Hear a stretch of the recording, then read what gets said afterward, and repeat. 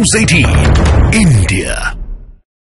और बड़ी खबर आपको बता दें, चित्रकूट में बुंदेलखंड गौरव महोत्सव के दौरान बड़ा हादसा हो गया। यहां हुए धमाके में 4 लोगों की जान चली गई और 2 लोग गंभीर रूप से घायल हो गए, जिन्हें इलाज के लिए प्रयागराज जो है भर्ती कराया गया, रेफर कर दिया गया। ये बड़ी खबर आप देख रहे हैं, जहां बुंदेलखंड का ये गौरव महोत्सव, जहां ये पूरा हादसा होता है। 2 लोग गंभीर रूप से घायल हुए, जिन्हें प्रयागराज रेफर किया गया है।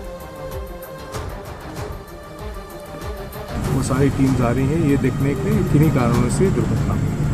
साथ में जो हमारे परिवारीजन हैं जिनके साथ इतना बड़ा हादसा हुआ है, और उस हादसा के संबंध में उनसे भी बात की जा रही है ताकि ये पता चल सके कि वो बच्चे जो है वहाँ पे कब आए, कैसे हुआ, और इसके साथ साथ जो है कितने लोग हम मौजूद थे। तो सभी तथ्यों पे ध्यान से तथ्यों को देख के उसके बाद जानकारी एकत्र करके उसके बाद तभी हम लोग निष्कर्ष पर पहुँचेंगे।